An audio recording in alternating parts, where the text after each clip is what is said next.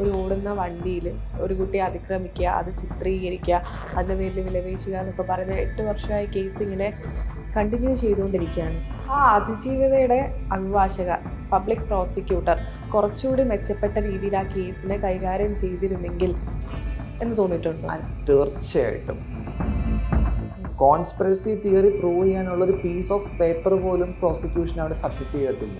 പിന്നെ എങ്ങനെ മുന്നോട്ട് പോകും കേസ്? ഇത് ഇവിടെ സംഭവിച്ചത് ഒരാളെ ഫ്രെയിം ചെയ്യാൻ നോക്കി, ഒരാളെ എടുത്തു വെച്ചു, ഇയാളാണ് പ്രതി, ഇയാളാണ് എല്ലാം ചെയ്തത്. വിക്ടിമിൻ്റെ 5 സ്റ്റേറ്റ്മെൻറ്റുകളാണ്. ഈ 5 സ്റ്റേറ്റ്മെൻറ്റിനകത്തും 8ാം പ്രതിയെ പറ്റിയില്ല.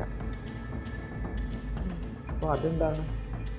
ആദ്യം മനസ്സിലാക്കുക, ഈ വ്യക്തി ഒരു തെറ്റ് ചെയ്തു എന്നുണ്ടെങ്കിൽ അതിന് തെളിവാണ് വേണ്ടത്. അയാൾ കുറ്റക്കാരനാണോ ഇല്ലയോ എന്നുള്ളത് കോടതി പറഞ്ഞ് കുറ്റക്കാരനല്ല. അവരുടെ വീടിൻ്റെ പൊക്കത്ത് ഡ്രോൺ പറത്തി. അവർക്ക് ഇന്ത്യൻ കോൺസ്റ്റിറ്റ്യൂഷൻ പറയുന്ന യാതൊരുവിധ പരിരക്ഷയില്ല. വിക്ടിമിൻ്റെ അഭിഭാഷക പറഞ്ഞത് ദിലീപ് റേപ്പ് ചെയ്തിരുന്നെങ്കിൽ ഇത്രയും പ്രശ്നം വരില്ല. 1ാം പ്രതിനെ പോലീസ് അതിസാഹസികമായിട്ട് അറസ്റ്റ് ചെയ്യും.